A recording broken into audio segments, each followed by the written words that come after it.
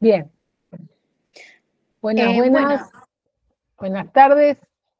Vamos a comenzar la clase. Había unos punteos que iban a hacer alumnas que habíamos propuesto la semana anterior. Por ahora tenemos a una, las otras dos no sé si no están o están camufladas en las camaritas. Así que bueno, vamos a empezar con Milagros, que va a ser una referencia a psicoanálisis y psiquiatría, una de las conferencias que teníamos que trabajar en esta primera parte. Dale, Milagros. bueno, la lectura que más o menos hice yo de este texto, de esta conferencia, es que, bueno, Freud explica la acción sintomática y da dos ejemplos con pacientes y él dice que da un ejemplo de una acción sintomática pequeña que dice que, bueno, hay pacientes que entran a su consultorio y según la lectura que yo hice, es como que él tenía dos puertas en su consultorio eh, y como que entraban los pacientes y le dejaban la puerta abierta y como que para él eso lo tomaba como un menosprecio a eso. Me da mucha gracia que él, como que a él le molestaba esa acción y, cómo es, y él dice que es una acción sintomática pequeña. Y después da un caso de una señora que tenía 53 años eh, y que la llevó, no recuerdo, sé que es un familiar de ella, pero la llevó porque necesitaba ayuda. Eh, me lo voy a buscar porque lo tenía anotado. Dale. Era su suegra, a la que llevaron, o sea que sería su Un nuero, no, yerno. no, su yerno. Y, nada, la señora, según lo que ella comentaba, eh, como que su vida era una vida feliz, ya estaba, eh, ¿cómo se dice? Estaba casada, estaba bien económicamente, como que se definía feliz básicamente.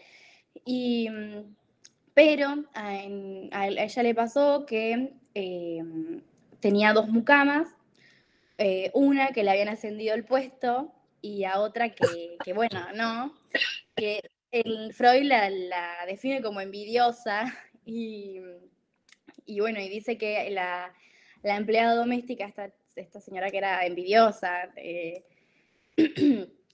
hablaban bastante seguido con la paciente de Freud y bueno, ella le dijo en una charla que tuvieron como que lo que a ella le afectaría mucho es que si en algún momento se enterase de que su marido le fuese infiel, que es algo que no podría ella soportar.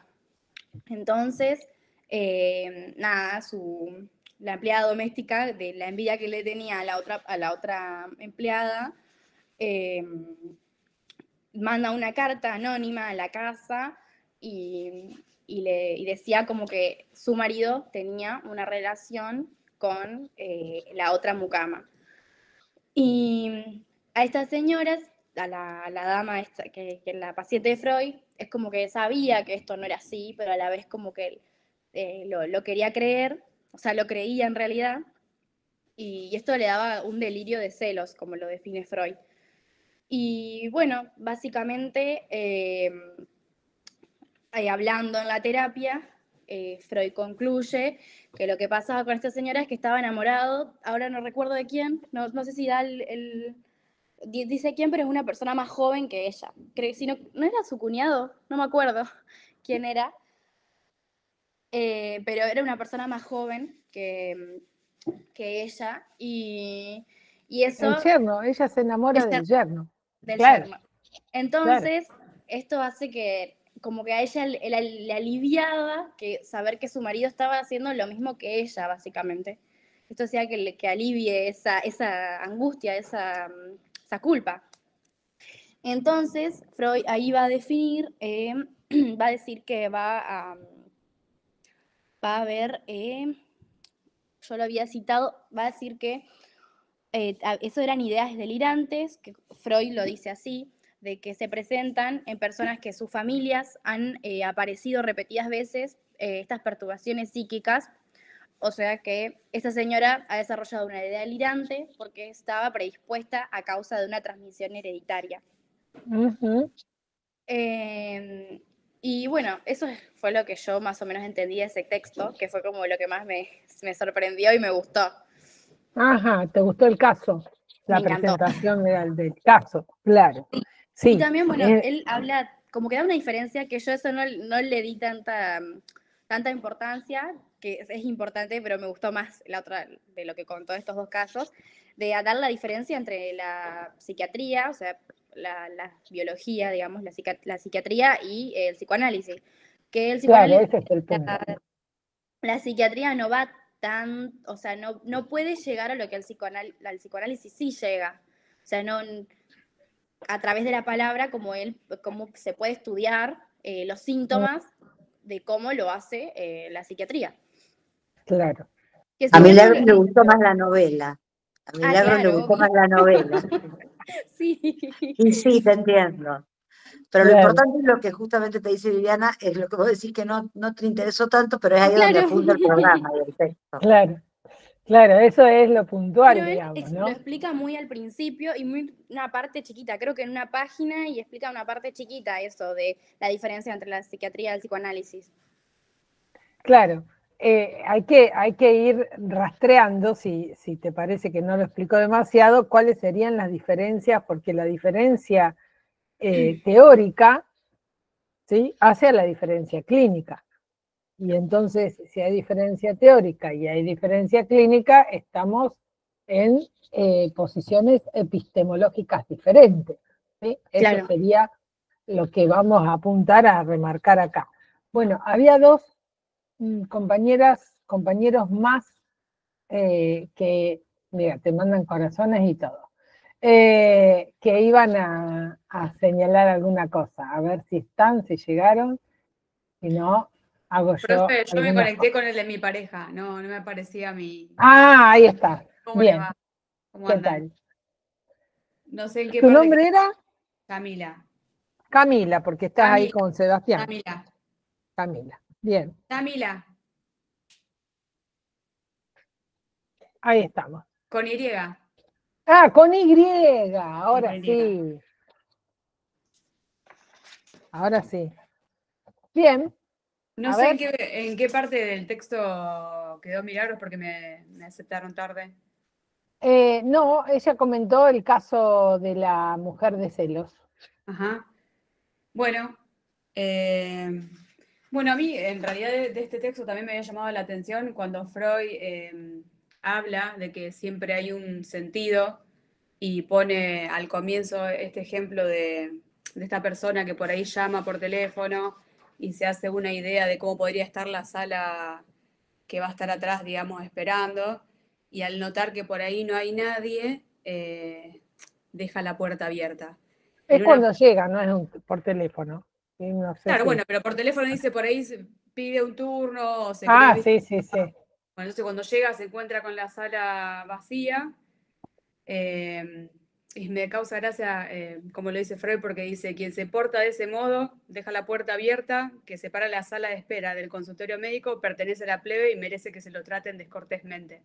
Eso como cosa anecdótica que me causa gracia a mí. Bueno, y él dice que la persona, si uno, o sea, se lo diría, obviamente, por supuesto, lo negaría, pero dice que eso tiene un motivo, un sentido, un propósito, y que pertenece a una trabazón anímica, pesquisable, y que en calidad de pequeño indicio a noticia de un proceso anímico más importante. El nexo entre esa impresión y la acción sintomática subsiguiente ha permanecido con seguridad desconocido para la conciencia.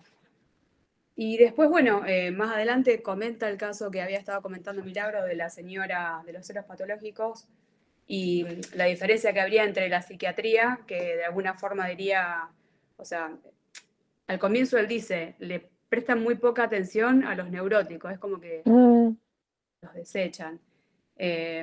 Dice, ha desarrollado una idea delirante porque estaba predispuesta a causa de una transmisión hereditaria. Empiezan a dar rodeo más por ese lado. Pero eso es la psiquiatría, ¿verdad? Claro. Para que quede claro, digamos, para remarcar. Sí. Bueno, después tengo varias cosas más marcadas. ¿Sigo yo? Pero cosas que te hayan sido relevantes. Así que vos digas, esto. Ahí, por ejemplo, me parece que es un punto también relevante el marcar a qué se le da importancia y a qué no. Bueno, A los delirios de celos, la psiquiatría no le da importancia, lo no, desestima. Y claro. Freud dice, no, bueno, de esto se trata, ¿no? ¿De dónde surgen estos celos? Claro, bueno, entonces él dice que había dentro de ella un intenso enamoramiento, entonces como para cubrirlo de alguna forma, lo que hace es utilizar como una especie de señuelo, porque en realidad esta mujer a la que ella había dicho, si yo descubriría que mi marido me es infiel y al otro día recibe una carta, es como que de alguna forma sí puede drenar un poco la culpa, pero en realidad quien había hecho esa carta había sido ella, porque tenía un enamoramiento inconfesable. Hay algo que es irreconciliable con el yo, digamos, entonces hace como todo esto, todo este síntoma de alguna forma para drenar un poco la culpa. Claro, lo que dice Freud no es que ella misma se la escribió, sino que ella da los indicios para que, ¿no?, esta mucama la escriba, porque, ¿no?, de alguna manera, pero ¿y cuál era lo que Freud sospeche por lo cual la paciente se retira del tratamiento? A ver. Bueno, el rechazo. Bueno, en realidad, el amor por su yerno. ¿Cómo? El amor por su yerno. Claro, el amor por el yerno era, ¿cierto? Es decir, ella, de alguna manera, está la llamada. Ella, de alguna manera, toda esta construcción, ¿sí?, del marido, si la engañara, ¿no? Que bueno, también tiene ahí el puntapié de la carta.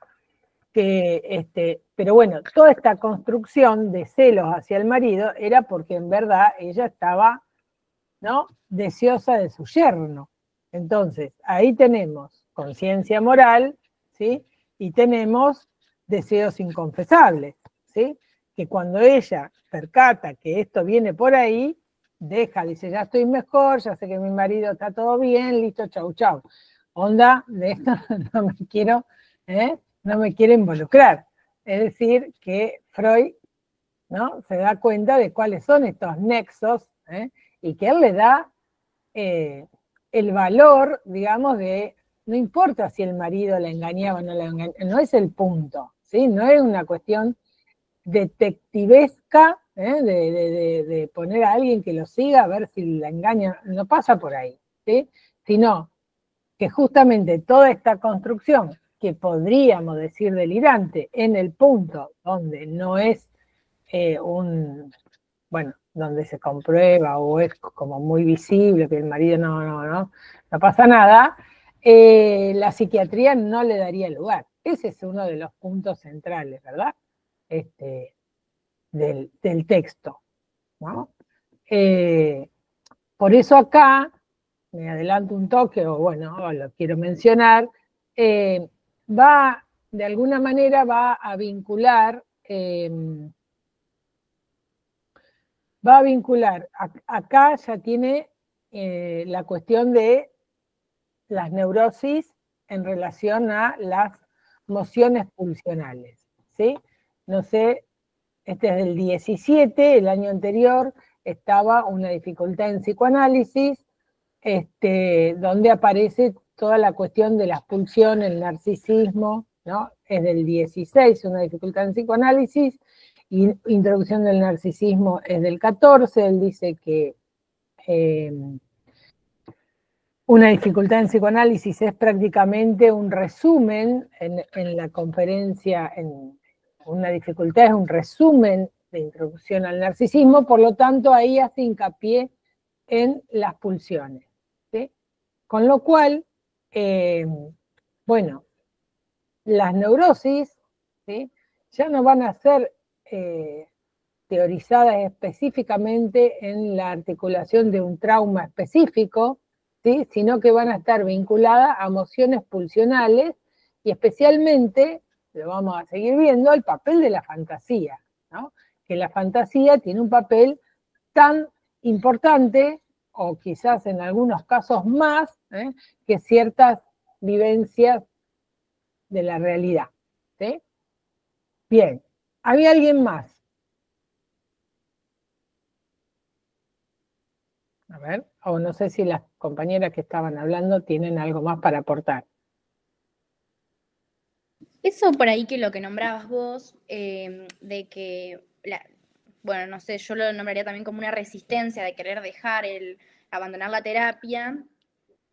Hablábamos con el profe Nahuel en una clase. Nosotros en realidad estábamos hablando de Lacan, que ahora no recuerdo qué texto era, que me parece que es el seminario 2, si no estoy confundida. Sí.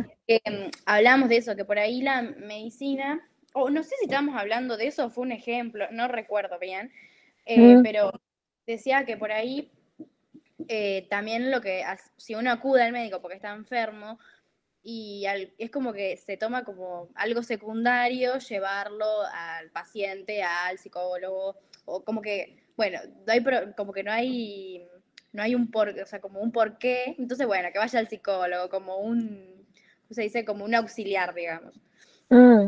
Milagro, eso lo vimos en los prácticos en psiquiatría y medicina y psicoanálisis de Lacan. En ese, sí. En ese sí.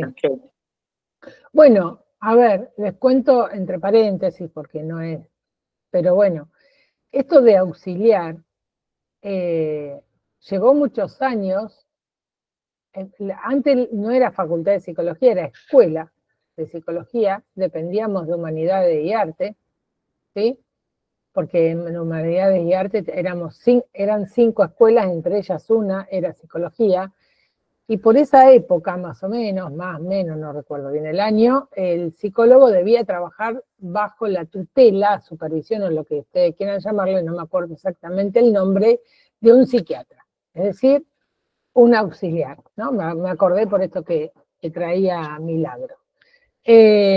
Bueno, imagínense un auxiliar de alguien que piensa, evalúa y se posiciona respecto del síntoma, digamos, de una manera absolutamente diversa, ¿sí?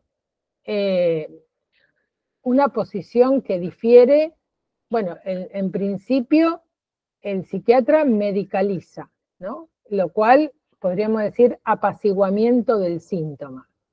Y es otro paradigma totalmente diferente, ¿sí? A la posición de Freud, donde de lo que se trata en todo caso es de desplegar el síntoma para ver de qué posición del sujeto nos habla, no que el sujeto nos hable del síntoma, sino que el síntoma nos lleve a la posición de sujeto, ¿sí? Lo vamos a ir viendo en el término del año, pero es un paradigma exactamente a la inversa, ¿sí? Así que imagínense que ser auxiliar de un psiquiatra no era, digamos, ¿no? Lo puntual, ¿sí? Bien. ¿Alguien más? Me falta una que tenía que hablar y no la estoy viendo, no sé si no vino o si, bueno, o si pasamos de largo, no hay problema, pero no quiero admitir, no quiero, bueno, si tenía algo para decir que no pueda hacerlo, ¿sí? Bien, retomo alguna cosita. La noción de síntoma, ¿sí? El apaciguamiento del síntoma, lo que pone entonces también como algo absolutamente a la inversa es la noción de conflicto, que es lo que venimos trabajando casi desde la primera clase, ¿sí? Como conflicto, la noción de conflicto psíquico, la distribución, ¿sí? La distribución pulsional. Recordemos que en una dificultad en psicoanálisis, la dificultad en psicoanálisis es afectiva porque hay herida narcisista y hay herida narcisista porque hay descentramiento, ¿sí? Y el yo puede ser tomado como objeto, esto lo vamos a recalcar en distintos momentos, ¿sí? Por lo tanto, también puede haber conflicto en en la distribución, dice Freud, de la libido. ¿Sí? Entonces, si se trata de las pulsiones, se trata de la libido, se trata del conflicto, no se trata en ninguna manera del apaciguamiento, ¿sí? Ni de la comprensión. Hay que entender, ¿sí?, de dónde viene exactamente, o convencer a esta mujer que, bueno, que es una idea que construyó y que no hay ningún asidero en la realidad. Bueno, ¿y qué tiene? ¿No? O sea, eso no es el paradigma en función del psicoanálisis. Por eso el poder de las fantasías. ¿Sí? ¿Vamos hasta ahí?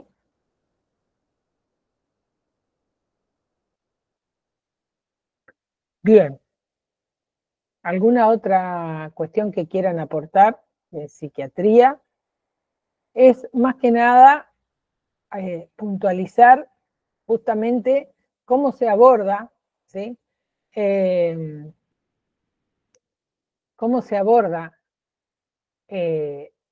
clínicamente, a ver, teóricamente y por lo mismo, clínicamente, ¿sí?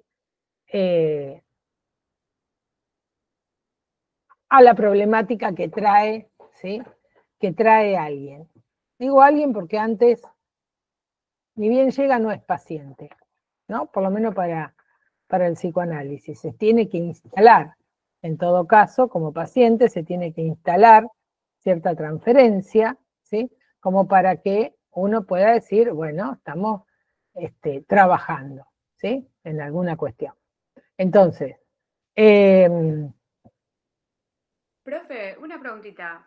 sí. En la última parte, en la página 232, cuando Freud dice, ¿por qué esta señora... ¿De cuál texto? En la conferencia 16, Psicoanálisis y Psiquiatría. Sí. Cuando dice, ¿por qué esta señora que vive un matrimonio dichoso sufre vamos de vuelta. ¿Por qué esta señora que vive un matrimonio dichoso sufre un enamoramiento hacia su yerno? ¿Y por qué el alivio, que también habría sido posible por otras vías, ocurre en la forma de un espejamiento así, de una proyección de su propio estado sobre su marido?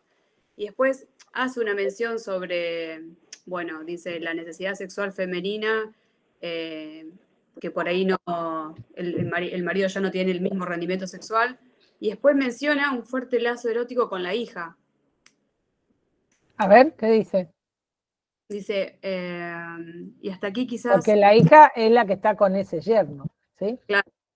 Y dice, y hasta aquí quizás no sea indiferente que fuera el joven marido de una hija quien deviniera objeto de este enamoramiento patógeno. Un fuerte lazo erótico con la hija que en su último fundamento se reconduce a la constitución sexual de la madre. A menudo Claro. hay camino para proseguirse en una transmudación de esa índole. Y un poquito más adelante dice, en este contexto quizás me sea lícito recordarles que la relación entre suegra y yerno fue juzgada desde siempre espinosa por los seres humanos, y entre los primitivos dio ocasión a tabúes y evitaciones muy estrictos. En el texto Tótems y Tabú habla sobre eso. Exactamente, también el tabú de la virginidad, también vamos a ver bueno, pasa que es toda la segunda parte, en las conferencias sobre feminidad, ¿no?, que es la relación madre-hija. Toda la ligación predípica del Exacto. hijo de la madre, de la niña con la madre, ¿no? Es la predípica, eso lo señala Freud en el 1900 como una cuestión casi novedosa, ¿sí?, pero fuerte, en 1931, ¿sí? O sea, falta unos cuantos años todavía, pero ya acá está sospechando esta ligación con la madre. Perdón, de la madre con la hija. También va a ser de la hija con la madre, ¿sí? Fuente de resistencia, digamos, como eso. También. ¿Cómo? Digo, como una fuente de resistencia, como algo que alguien, viste, diría, no, ¿cómo podría yo hacer tal cosa? Y en realidad sí. O sea, bueno, por eso insisto con esto de deseos, que a mí me gusta decir inconfesable. ¿Cómo vamos a confesar, no? Que nos gusta nuestro yerno, que tenemos mociones de deseo puestas ahí, claro, pero eso tiene que ver con la relación a esta hija, ¿no? Es cuando, bueno, lo voy a sumar, no lo dice ahí Freud, pero bueno, hay veces que las madres tienen 2 hijas y se ven en una a sí misma, ¿no? Ella es mi continuación, la otra es mi hija, la amo, todo, pero, ¿no? Hay una de ellas que hace las veces de la madre, ¿sí? Que parece divino, por un lado, porque entonces me eligió, pero por el otro es pesadísimo, así que, no sé, las que tengan hermanas, si algo de esto cuenta, capaz que mejor no ser tan la elegida, pero bueno, porque tiene su costo, pero todo eso va a estar en la segunda parte, pero que Freud sigue estas relaciones, digamos, de las mujeres, ¿no? De las madres con sus hijas, pero también, a propósito dije mujeres, porque también hay que ver cómo se juega esta cuestión, ¿no? De la posición como mujer, no solo como madre. Bueno, hay toda una cuestión ahí que después podemos pensar, ¿sí? Esta mujer dice ahí, proyecta de alguna manera, es porque si él está enamorado o él tiene un amante que es joven, yo por qué no lo podría tener, ¿no? Quizás lo que no podría tener no un amante joven, sino que justo ese amante fuera el yerno. Yo creo que ahí está el problemita. Pero bueno, porque se engancha justamente con la cuestión con la hija. Pero bueno, antes de enterarse, digamos, de todo esto, dice Freud, ¿no? Antes de dar acuse de recibo de esta situación, más bien ella escapa, ¿sí? Dice, ya me siento bien, estamos bien.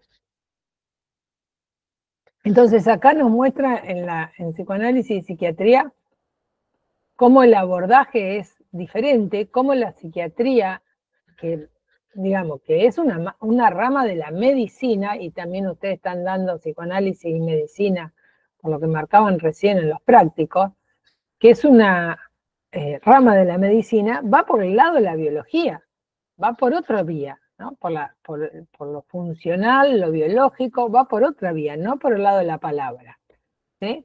Palabra que no es palabra tipo curanderismo, recordemos esto que también marcamos hace un par de clases atrás, ¿sí?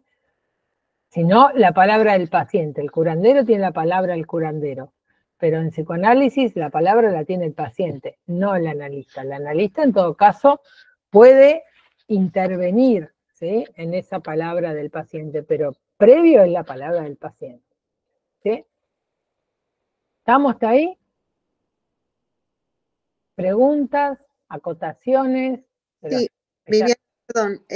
Entonces, podemos decir que tanto la psiquiatría como el psicoanálisis trabajan con la palabra. Ahora, uno lo hace de manera... La psiquiatría no, la psiquiatría va por el lado de la biología. Está bien, Sí, pero yo claro, el psiquiatra habla, porque obviamente también uno va al médico y el médico pregunta, hola, ¿qué la trae por acá? Y sí, pero no es el punto que alguien, porque lo que marcábamos en clases anteriores es que el saber está del lado del paciente. Sí. Yo lo Hay que... una evolución freudiana que marca también esto, ¿no? Sí. El abordaje, perdón, que uno es de nivel general y el otro es singular, el caso por caso, como siempre venimos diciendo. Sí, eso también, exactamente. Exactamente, es el caso por caso. Nosotros podemos decir, esto creo que la semana anterior lo mencionamos, uno podría decir, bueno, una primera fantasía diagnóstica, ya que estamos con esa palabra, para la primera sospecha diagnóstica es que es una neurosis y no una psicosis. Perfecto, vamos por la neurosis. Bien. Bien, después veremos si la enmarcamos más dentro de la, no sé, de la histeria, de un obsesivo o una fobia, ¿sí? Si síntomas a lo mejor a veces también desorienta. Bien, pero después por más que digamos, mire, yo tengo 2 pacientes que son muy fóbicas, una fobia crónica, no sé, severa, vieron que se usan esos términos psiquiátricos también en algunos casos. Bueno, la fobia A no es la fobia M ni la fobia Z. Claro. O sea, ¿sí? Entonces, no son para aplicar. Freud nos da ese ejemplo, ¿sí?, de esta mujer, pero no es para aplicar. No es que nosotros tenemos que ver cuando alguien tiene celo, entonces esto es una construcción de fantasía y tiene que ver con que proyectan el marido. No. Profe, perdón. No. Yo estoy hablando, Camila me llamo. Dale, Camila. Porque estaba Ada, que me parecía. No, que eso haría la psiquiatría en todo caso, porque lo que hace es como clasificar esas ideas delirantes y dice que no tiene un orden lógico en el sentido de una racionalidad. Y exactamente. El psicoanálisis intenta buscar ese porqué de ese contenido de celos en todo caso. Y ahí sí aplica el caso por caso. Está bien, bien. Te voy a hacer una pequeña, no sé si corrección, pero ojo con el tema del sentido, ¿sí? Yo en eso soy bastante cuidadosa. No es individual, es singular. Ahora vamos a ir al seminario de hoy, vamos a hacer esa diferencia entre individual y singular, por una pregunta que apareció ahí en Emergente. Tener cuidado con el tema del sentido, porque alguien que llega a un médico, a un psiquiatra, o a un psicoanalista, o a un psicólogo, vamos a ver después, ¿no?, esas diferencias, va con un sentido de lo que le pasa. Va con un sentido. El problema es que el analista va a tratar de, primero, poner en duda ese sentido. Yo diría hasta romper con ese sentido, para que pueda aparecer algo nuevo, algo diferente. Si no, es más de lo mismo. Qué sé yo, no va a estar más celosa por esta carta, si tomamos el ejemplo de hoy, pero, no sé, va a sospechar de la vecina, o sea, digo, lo que hay que ubicar es el entramado, vamos a decirlo por ahora sí, porque falta recorrer bastante todavía, ¿no? El entramado de esto que se presenta como síntoma, ¿sí?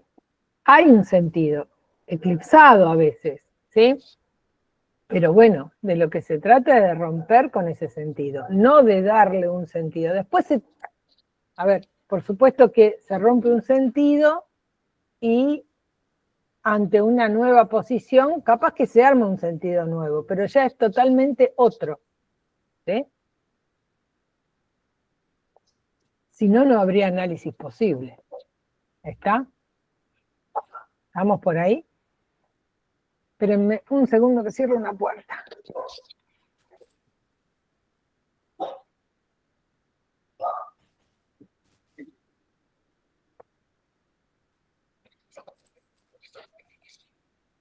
Bien. ¿Algún otro comentario? ¿Algo para agregar?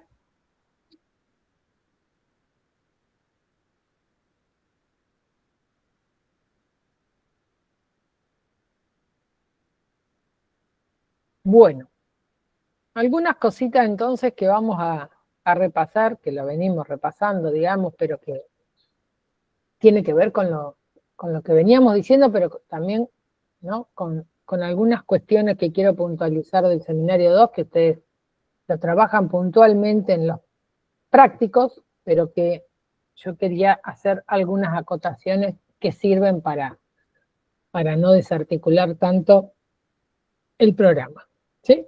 Entonces, algo que venimos ubicando casi desde el inicio y que tiene que ver con el psicoanálisis, no así como vimos recién la psiquiatría, la noción de conflicto, ¿no? Conflicto que podríamos decir es algo que no se resuelve, no se cierra, no se completa, ¿sí? Y podemos también sumar la cuestión de del tiempo, ¿eh? También lleva tiempo. Bueno, por supuesto, conflicto lo vimos en una dificultad en psicoanálisis, vimos que ahí También en las conferencias está lo de conflicto, en una de las conferencias. también están lo de las conferencias, exactamente. Están las conferencias, las 5 conferencias, la noción de conflicto. Siempre él sostiene la noción de conflicto. A veces lo podemos pensar en conflicto pulsional, donde ¿no? ¿Qué inviste la pulsión? ¿No? Como veíamos, bueno, el nexo, ¿no? Que veíamos en 5 conferencias, el nexo entre las ideas y el síntoma, ¿sí? Pero siempre podemos sostener la idea de conflicto. De distintas maneras, Freud la va a sostener. Incluso pulsionalmente, va cambiando la dualidad pulsional, va tomando diferentes modelos, ya lo van a ver más puntualmente con Mazzotta, pero eso también, ¿no? Mantiene la idea de conflicto. Bueno, en Introducción al Narcisismo, que introduce la idea de libido, después lo traigo porque en el 16 él dice que es casi un resumen de Introducción al Narcisismo. La libido es como un elemento clave, ¿sí? Para poder ubicar y pensar la pulsión. Hasta ahí la libido, como pulsión de vida. La libido. Hay una por ahí, ¿no? Es según donde inviste. Bueno, también por supuesto la idea de conflicto lleva a la idea del conflicto sexual, ¿sí? También a la investidura, si es en el yo, si es para la autoconservación, si es para, ¿no? La cuestión de la pulsión sexual, etc. Esperen que no sé qué está pasando, espérenme un segundo.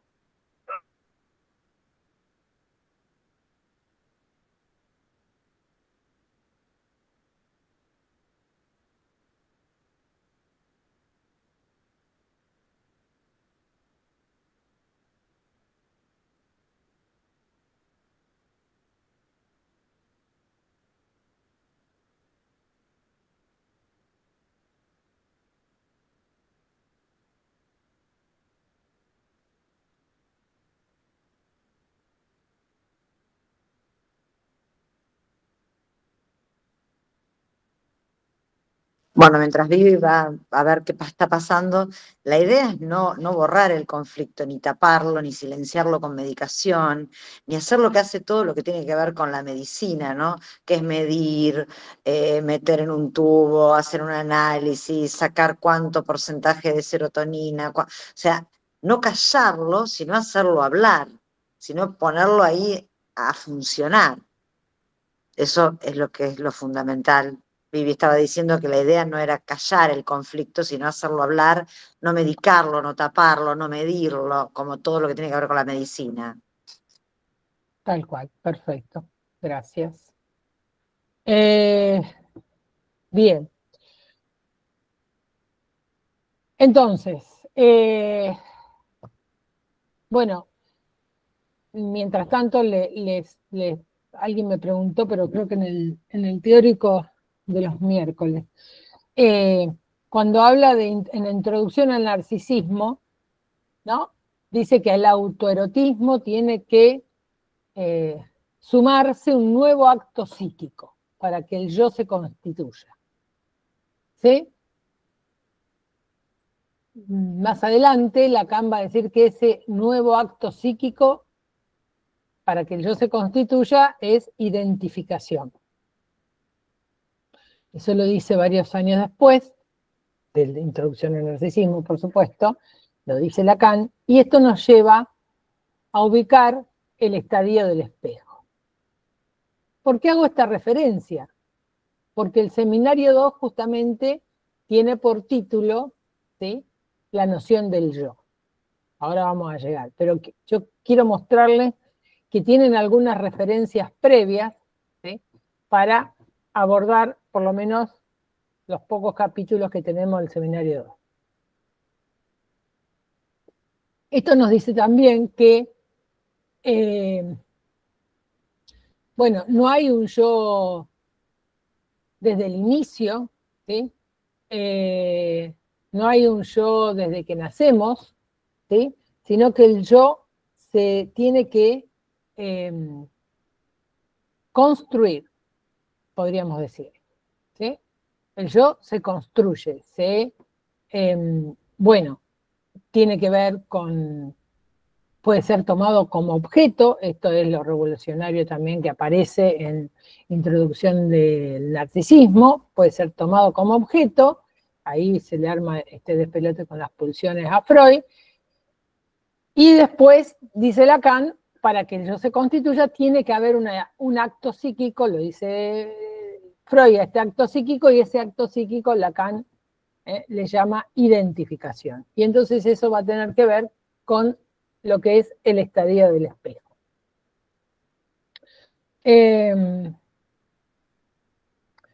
Por lo tanto, Freud, en Introducción al Narcisismo, va dándole lugar al yo, y va pasando de lo que veíamos al inicio, de un yo más asociado o referido a cierta defensa,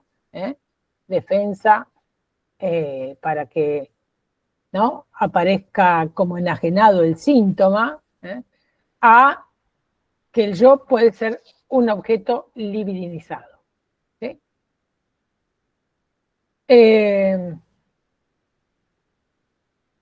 Bien.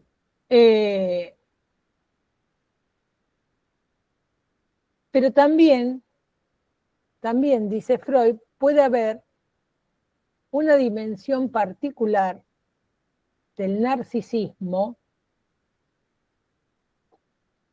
donde no ingresan las coordenadas sexuales. ¿Se acuerdan que partíamos de autoconservación, sexualidad? Donde no entra la libido, donde ese yo no es investido en su totalidad, el narcisismo no envuelve en su totalidad al yo. Es decir, que queda una parte desexualizada o no sexualizada, y ahí, en el programa bastante más adelante, con este programa, podemos ubicar lo que pueda ser, ¿no? a lo que va a venir al lugar de la agresividad. ¿Sí? Entre paréntesis, bueno, con todo el tema de las pulsiones y la libido, la dualidad pulsional, etcétera, es donde viene definitivamente la separación con Jung, ¿sí? Y aparece toda la teoría psicológica. Esto abre también, ¿no? como a distintas posiciones epistemológicas, toda una teoría psicológica donde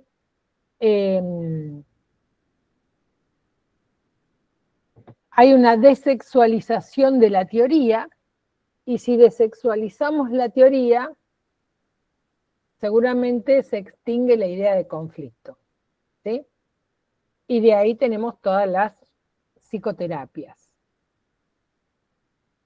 que se van a dedicar más bien a fomentar o potenciar las áreas libres de conflicto. ¿Sí? Bueno, después los vamos a mencionar algunas posiciones de psicoterapias llamadas actuales y psicoanálisis, pero antes también les mencioné que además del conflicto, también hay que darse tiempo. ¿Sí? Hay 3 tiempos que marca Lacan en un escrito que es bastante complicado, pero uno de esos tiempos es el de comprender. Y es necesario tomarse tiempo. ¿Sí? Y el de comprender no es por la comprensión, sino para tomar posición respecto, ¿sí? Puede ser comprensión en el sentido también académico, ¿sí? Nos lleva tiempo,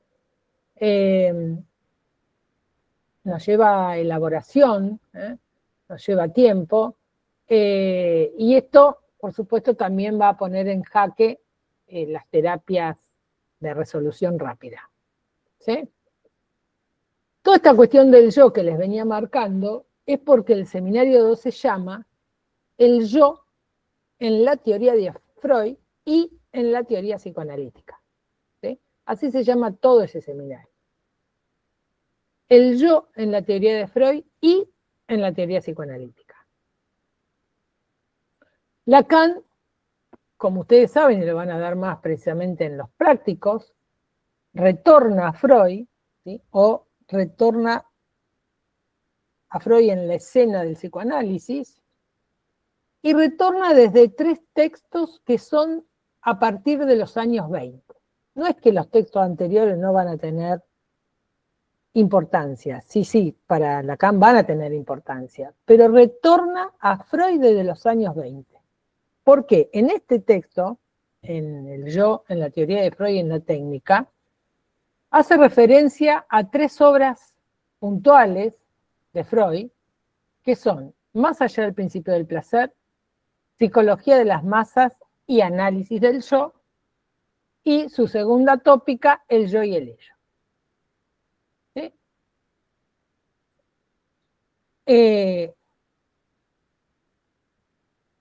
En Más allá del principio del placer es donde Freud plantea la pulsión de muerte. ¿Sí? Y con Lacan podríamos decir que plantea la pulsión de muerte para ir contra el sentido imaginario del yo. ¿Sí?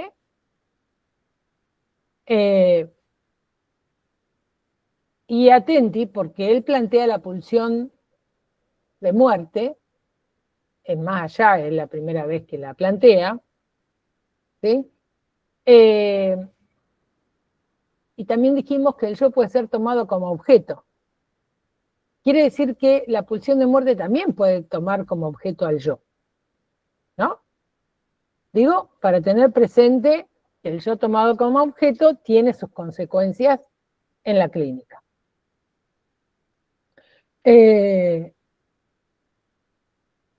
Entonces, en este seminario se habla del yo, se habla de la técnica y obviamente del retorno, ya desde el primer seminario, ¿no? Pero del retorno de Lacan a Freud con, en este caso, una referencia bastante heterogénea. Hace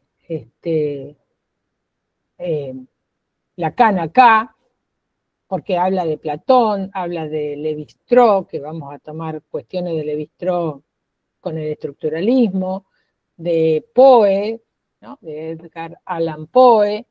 También tiene asistentes ahí que están ahí, que son interlocutores de Freud, de Lacan, perdón, en el seminario, y que hacen preguntas, intervienen y demás, y están los nombres ahí, ¿no? Está Manonista, Pontalis, Leclerc, ¿no? Es decir, se arman discusiones interesantes.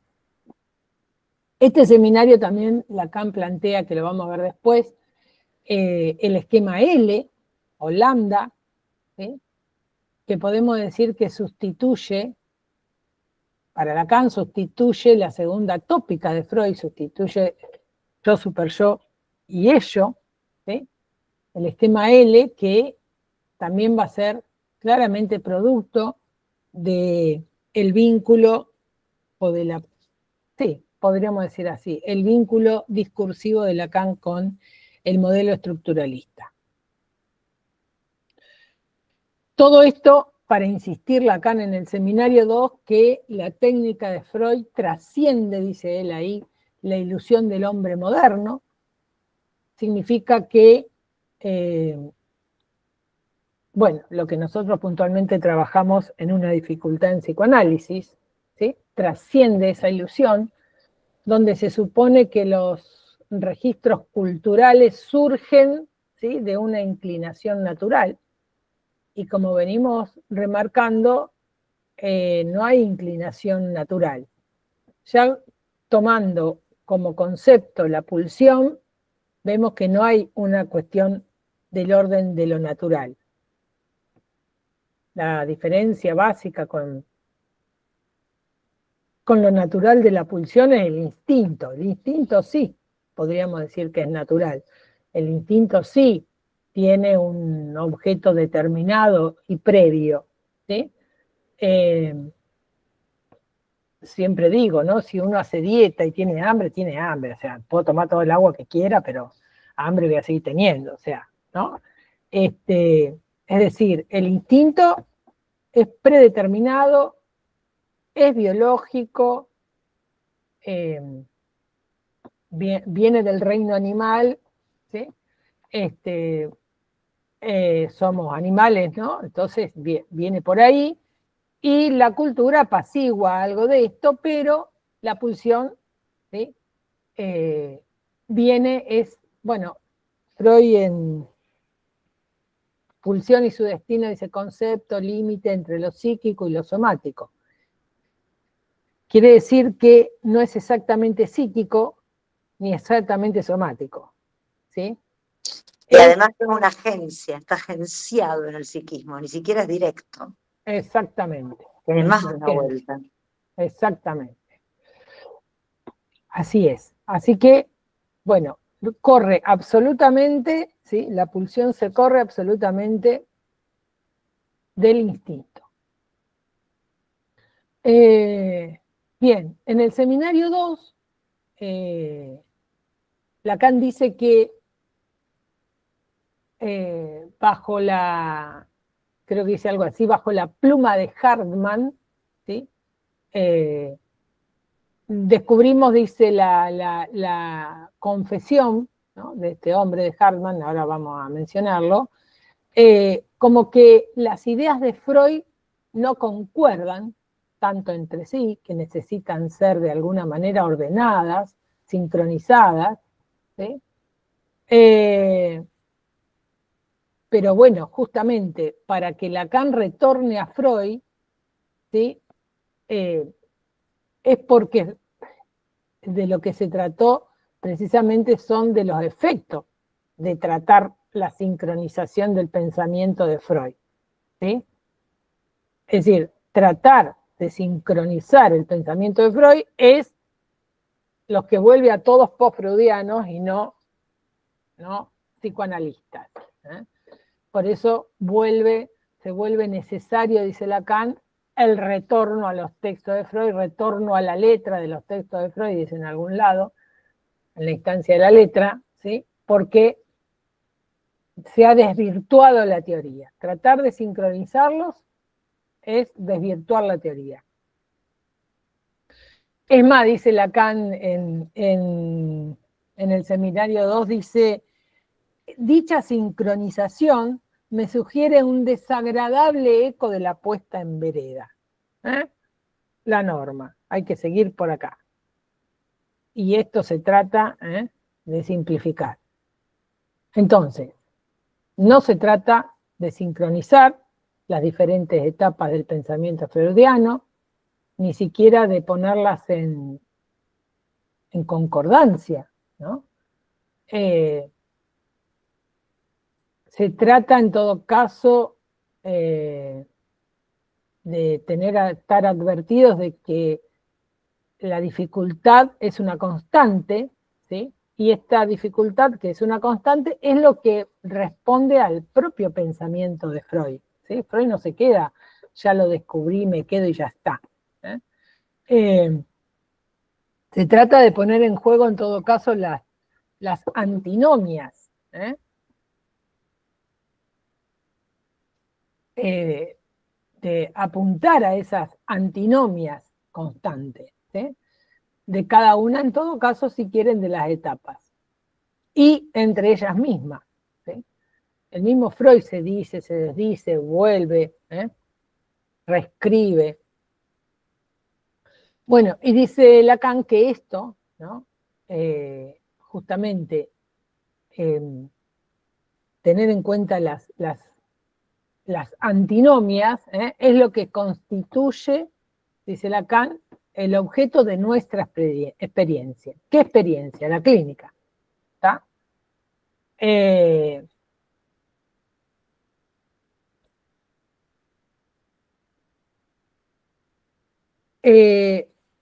Hartmann más bien entonces estaría de acuerdo con una psicología que no influya, que no incluya el conflicto, ¿sí?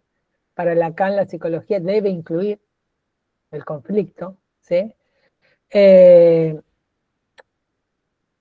Y si no incluye el conflicto, si no incluye el conflicto, vuelven a tomar al yo como centro. El yo se vuelve central, ¿sí? No como objeto, sino central. Como anterior, ¿sí?, a la revolución freudiana. Todo esto también lo dice en relación a la crítica que le hace a la ego psychology, a la psicología del yo, donde uno de los exponentes principales que hace referencia ahí Lacan es Hartman, que es estadounidense, psiquiatra, se dice psicoanalista, fundador en Estados Unidos justamente de la psicología del yo. Y él... O también del self, perdón, Viviano, también del self.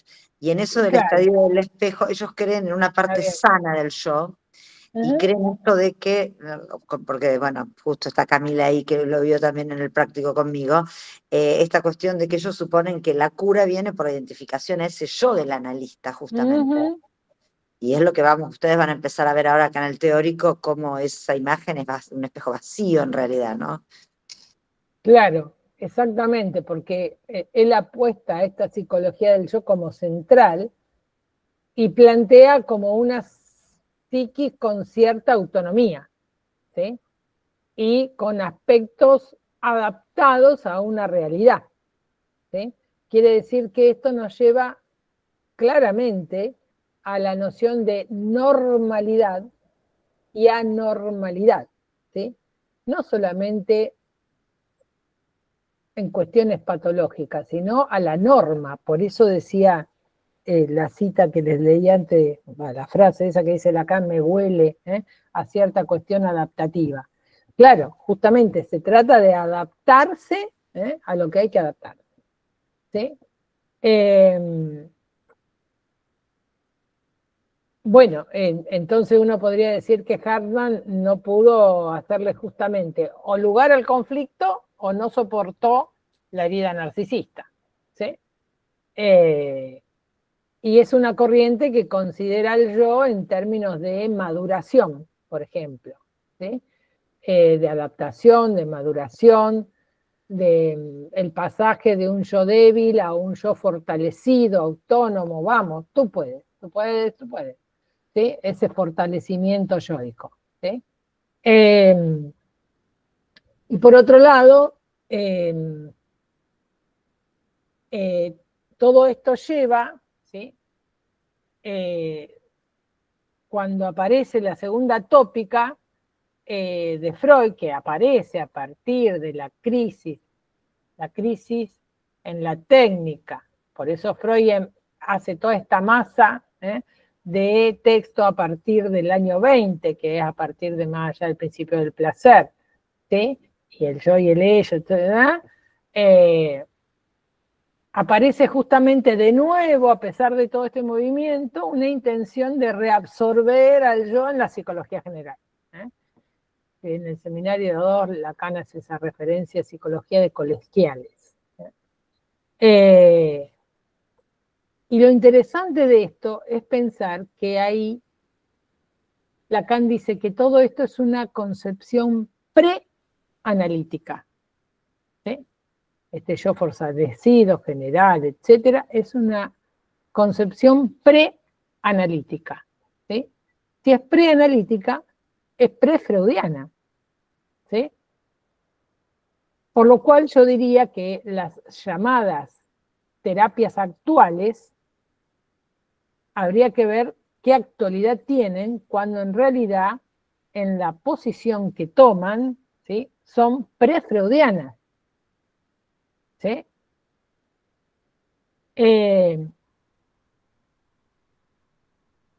Por eso en este seminario Lacan sostiene, refuerza la noción freudiana del yo, ¿sí?, como una conmoción, ¿no? La conmoción, la ruptura, la revolución, e insiste a partir, podríamos decir, de esta nueva masa de textos del 20 que trae Freud. Insiste en que la teoría y la práctica son inseparables. Si bien no hay una teoría para aplicar en la práctica, como antes mencionábamos, que es uno por uno, ¿no? Nos ayuda a pensar y demás, pero no es que aplicamos lo mismo. En medicina dicen, bueno, está comprobado científicamente y se hizo la prueba en no sé cuántos millones de personas y dio positivo y un 1% dio negativo. Perfecto, vamos por ahí. Pero eso es otra episteme, otra clínica, ¿sí? Y ahí sí hay una teoría para aplicar. Si bien en psicoanálisis la teoría no es para aplicar directamente, pero no son, ¿no? Pero siguen siendo inseparables, porque si nosotros pensamos la teoría de un yo descentrado, pero después en la práctica fortalecemos al yo, estamos mal. ¿Sí? Si pensamos que el yo no se trata de fortalecer o que es que tiene que madurar o no sé qué, ¿no? Y después apuntamos a eso, entonces estamos mal. En ese punto son inseparables, ¿sí? Y en ese punto, cuando se piensa en esta cuestión de dónde nos vamos a parar, ¿sí? Por eso un psiquiatra que deviene psicoanalista tranquilamente puede hacerlo, digamos, si se forma como tal, no puede medicar. Yo medico y a la vez hago psicoanálisis. No, si medicás, no sos psicoanalista. Si sos psicoanalista, no medicás. ¿Ok? Y después, una posición ética. Si es psiquiatra y a lo mejor en determinado lugar funciona como psiquiatra y si viene alguien deriva a un psicoanalista, estamos de acuerdo, está muy bien. Pero no puede hacer las dos funciones en un mismo paciente, ¿sí? Las dos posiciones, porque son contrarias, eso es lo que estamos tratando de mencionar, ¿sí? Y eso hace a la modificación de la dirección de la cura y que tiene que ver obviamente con la posición clínica, ¿está? Dice Lacan, ahí la ilusión del hombre contemporáneo era ilustrar o cautivar, ¿no? Cierta idea de sí mismo, ¿sí? Transmitida o formada por la cultura y lo natural, como si esto fuera, ¿no? Todo junto y de la mano. Entonces él hace alguna referencia ahí y habla del cosmocentrismo, donde el cosmocentrismo es presocrático, ¿sí? Porque el hombre está en función del cosmos, por eso es cosmocentrismo. Después está el antropocentrismo, que ya viene más de la mano, que sería de los socráticos, de los sofistas, ¿sí? Que el cosmos está en función del hombre, ¿sí? Por eso es antropocentrismo.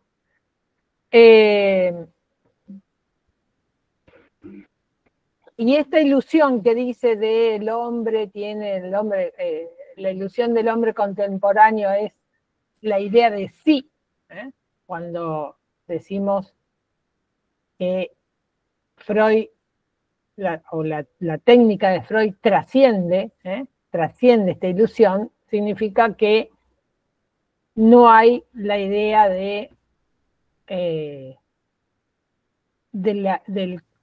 cultivar la idea de sí mismo. Y esta es que la técnica de Freud en su origen trasciende esa ilusión, es decisivo, ¿sí? Para la subjetividad. Entonces uno se puede ir preguntando cómo se fue elaborando la noción del yo, ¿sí? Por supuesto se fue elaborando a través de los siglos, no es que un día alguien se levantó y elaboró la noción del yo, por eso aparece dice Lacan, Sócrates trae la subjetividad al mundo, ya en aquel momento. ¿Sí?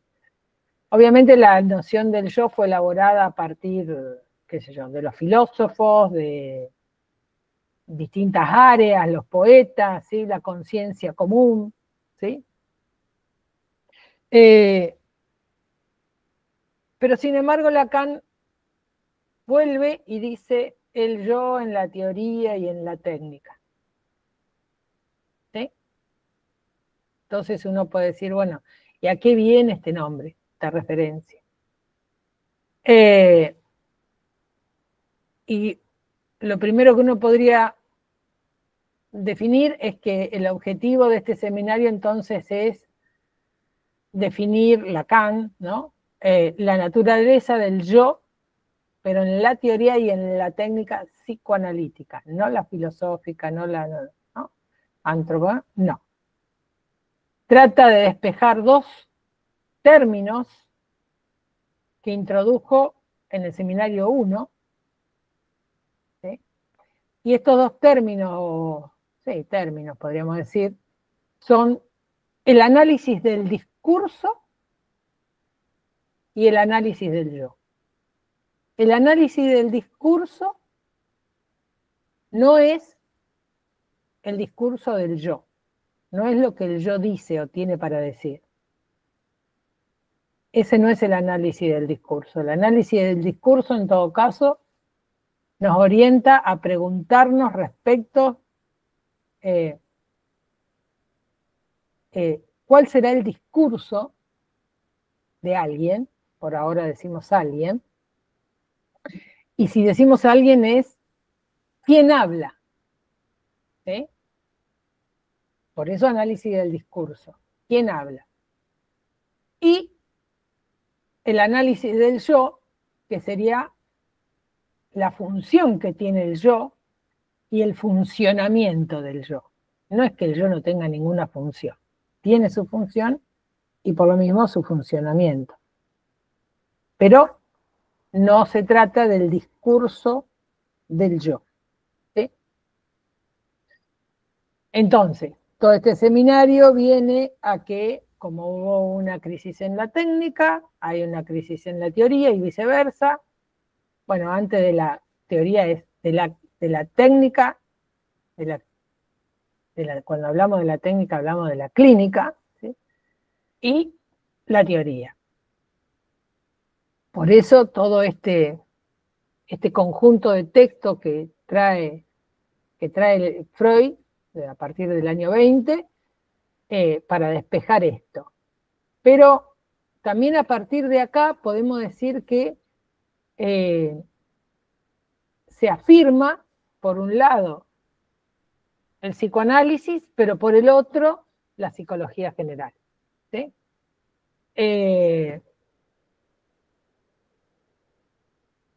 Y a partir de esto es que Lacan viene a posicionarse, ¿sí? Como crítico, por eso el llamado a retornar a Freud, a la letra, como crítico de los llamados post-freudianos, ¿sí? Que han desvirtuado entonces la práctica y por lo mismo no han entendido, ¿sí? O han transgiversado la teoría. Y uno podría decir, bueno, pero ¿qué quiere decir con post-freudiano? Bueno, unos son los seguidores de Freud, podríamos decir, pero también post-freudianos porque vienen después de Freud. ¿Sí?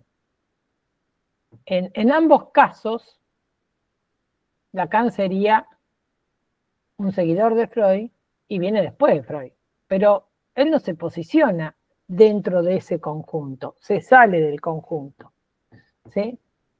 Porque él dice, todos estos que dicen seguir a Freud, ¿sí? Que continúan a Freud, lo desvirtúan, se perdieron en la psicología general. Otra vez el yo en casa, menos mal, ¿no? Dice, entonces eso nos orienta. Vamos otra vez para el lado del sentido. Por eso él está por fuera de ese conjunto de los post-freudianos, porque si no, uno podría decir, sí, Lacan también es post-freudiano, es seguidor de Freud, ¿sí? Pero él se pone por fuera de eso, ¿sí? Por eso él de alguna manera se diferencia taxativamente del resto, ¿sí? De los seguidores de Freud. Y llevó a postulados fuertes y polémicos, ¿sí? Entre los seguidores de Freud y del psicoanálisis, ¿sí? Que lo vamos a ver también en el seminario 11. Entonces, en este libro, en este seminario, nosotros tenemos 3 capítulos. Los 2 primeros que tenemos son psicología y metapsicología, y el de saber, verdad y opinión, que ambos forman lo que es la introducción de este seminario, ¿sí? Lo que él, bueno, Miller ordena como introducción. Pero psicología y metapsicología podríamos también denominarlo como psicología y aquello que está más allá de la psicología, ¿sí? Aquello que estaría más allá de la psicología y haría lo que está más allá de la psicología es el psicoanálisis, ¿sí?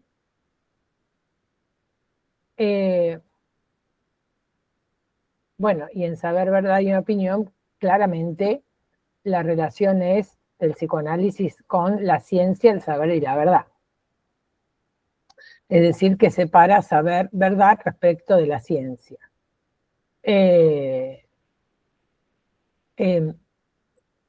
Cuando decimos metapsicología, también va a influir en esta separación entre saber, verdad y opinión. No es sin esto que es más allá de la psicología que él propone el capítulo que sigue, saber, verdad y opinión. Pero también recordemos que si bien son anteriores a los años 20, metapsicología, Freud le llamó a un conjunto de textos, los llamó metapsicológicos, ¿sí? Y uno es lo inconsciente. No dice el inconsciente, no es determinado, es lo. El artículo lo es un artículo indeterminado. Lo inconsciente, la repetición, la represión, etc., ¿no? Y estos dan cuenta justamente, bueno, si hablamos del lo inconsciente, que no tienen al yo como proceso central, o como central en los procesos anímicos, ¿sí?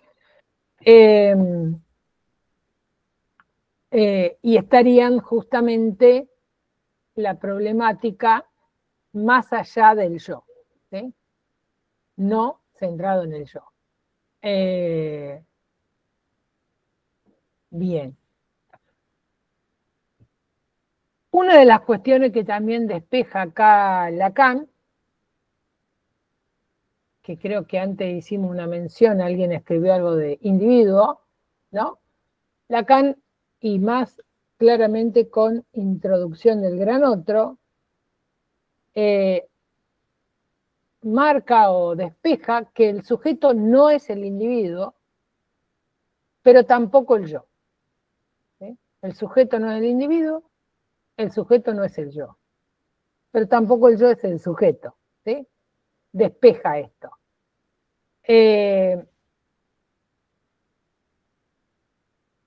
Es más, dice algo así como que Freud justamente inaugura una perspectiva donde el sujeto no se confunde con el individuo, es decir, una nueva subjetividad, ¿sí?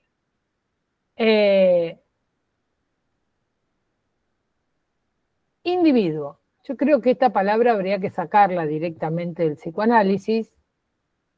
Individuo sería más bien, bueno, primero etimológicamente individuo significa indiviso.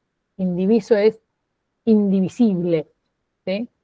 Y si hay algo que no es indiviso en ninguna parte del psicoanálisis mismo, ¿no? El sujeto es dividido, el yo es otro, el inconsciente no es lo, ¿no? O sea que no habría posibilidad de unidad, porque indiviso es el individuo en su totalidad. Individuo también sería el animal humano como organismo, ¿sí? Así se consideran ciertas líneas conductistas, el ser vivo. Y si estamos diciendo en relación a las psicologías, el individuo como ser vivo, mediante ciertos rodeos y demás, organiza su conducta para obtener una meta, ¿sí? Puntual, si se quiere. También el individuo, podríamos decir, se podría medir su inteligencia, el arete, si quieren, de la especie, etc. Pero el sujeto no se sitúa en el eje de la inteligencia, ni de la excelencia, o la arete. En todo caso, el sujeto es excéntrico, ¿sí? Es excéntrico a cualquiera de estas cuestiones. Tampoco, obviamente, es el organismo, para nada, y menos que se adapte. Eso corre por cuenta de la biología, en todo caso.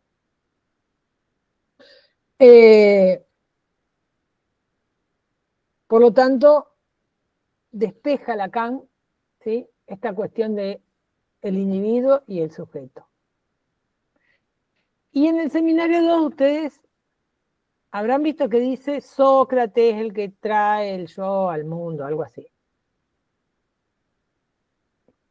O a partir de Sócrates el yo vio la luz, ¿sí?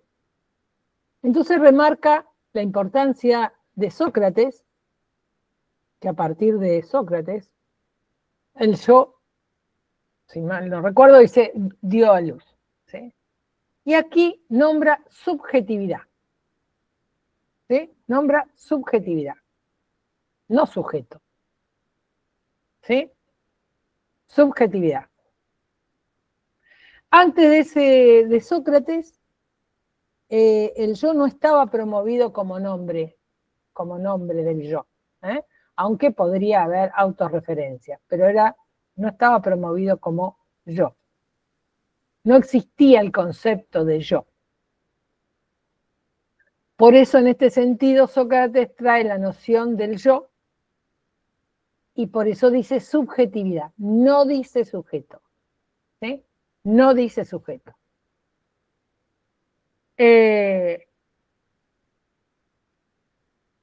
Y hace referencia, les quería leer algo respecto del Menón, dice, la meta y la paradoja del Menón es mostrarnos que la episteme, el saber ligado por una coherencia formal, volvemos, está definiendo episteme. Episteme significa saber ligado a una coherencia formal. ¿Sí? Entonces, vuelvo. La meta y la paradoja del Menón es mostrarnos que la episteme no abarca todo el campo de la experiencia humana. Y en particular, no hay episteme de aquello que realiza la perfección, la arete de esa experiencia. Bien, aquello que la episteme no abarca todo saber formal, ¿sí?, de la experiencia humana, es lo que nos viene marcando Lacan en estos capítulos, ¿sí? la cuestión de nuevo, si quieren, hasta si quieren le podemos volver a poner la idea de conflicto. Entonces, en este seminario que se presenta como una expresión, lo va a marcar así bastante, de lo simbólico, especialmente con la introducción del gran otro, rompe con la idea de unidad imaginaria del yo.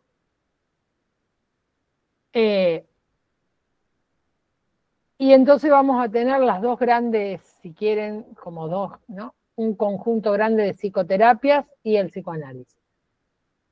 Todas las psicoterapias de reforzamiento del yo, autónomo, la autoestima, la resiliencia, que es la capacidad de superar circunstancias traumáticas, y potencia la felicidad, ¿no? Como si eso, bueno. Son todas las terapias que se presentan como actuales, ¿sí?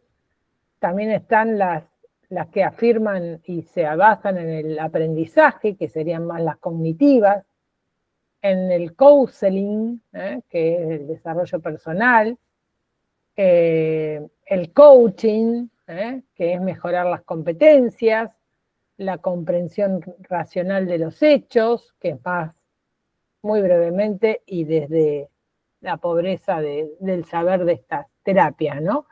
La Gestalt. Por lo tanto, en todos los casos se busca un significado emocional, ¿sí?, de estas afecciones. Son previas y para todos, ¿sí? Es decir, de vuelta estamos en que esto es anterior y para todos. Bueno, la vía de codificación es esto por esto y esto es por lo otro. Todo eso está por un lado, llamadas en algunos casos terapias actuales, que insisto, son pre-freudianas, y por el otro lado, el psicoanálisis.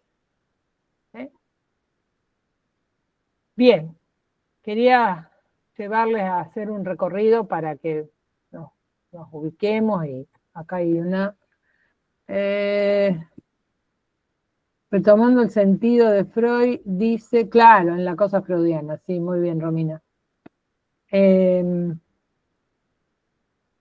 psicoanálisis es más individual. Esto decía Milagros. No, no es individual, recién lo habrás notado. Es singular, porque lo individual indica indiviso, como les decía recién. Lo singular significa uno por uno, en la singularidad. ¿Sí? Si quieren podemos hacer una división que a mí me gusta hacer porque nos orienta un poco, y tenemos general, particular, singular. La primera cuestión general es neurosis, no psicosis, neurosis. Muy bien, general.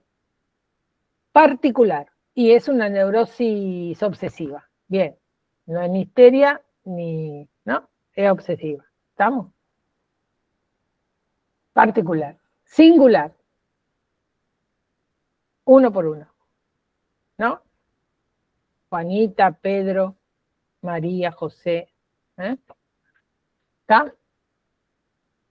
No es lo mismo que individual. Bien. Bueno, comentarios.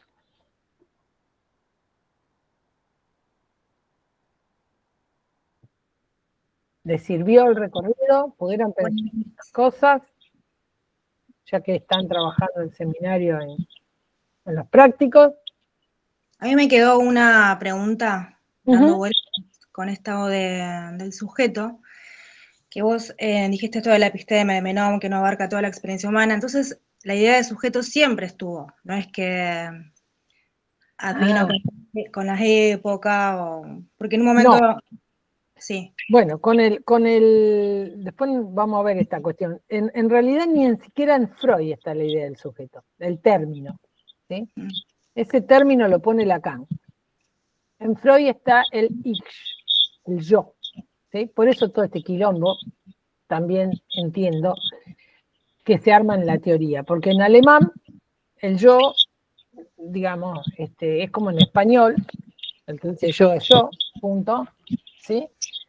En francés, lo vamos a ver bien prontamente, hay una diferencia entre el yo je y el yo moi, ¿sí?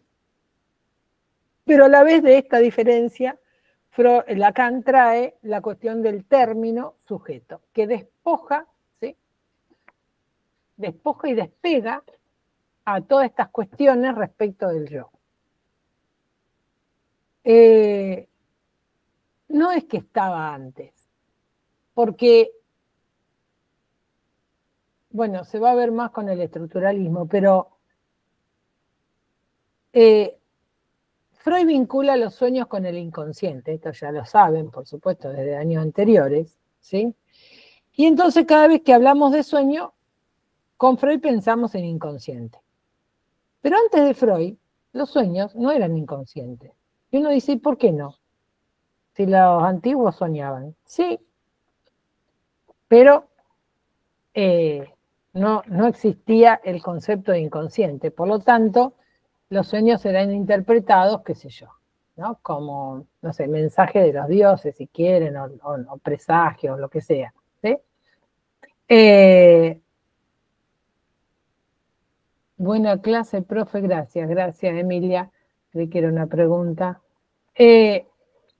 Entonces, hay que ubicar que cuando aparece el término, ¿sí? Es porque ahí se articula algo, ¿sí? Y no lo dije porque no llegamos, pero subjetividad va para el lado del yo, tiene que ver con lo que dice Lacan ahí en el seminario de lo de Sócrates, me apego a lo que ustedes han leído. Sujeto va a tener que ver con Descartes y el cogito cartesiano, ¿sí? Que vamos a trabajar la próxima, espero que la semana próxima lo podamos trabajar, y el cogito cartesiano. Y ahí vamos a ver que a partir de la lectura del cogito, de nuevo tenemos la posibilidad de ubicar el psicoanálisis y la emergencia del sujeto, del cual no habla Descartes, pero es una lectura de Lacan, y la psicoterapia de vuelta. ¿Sí? Bueno, ¿alguna otra pregunta? ¿Comentarios?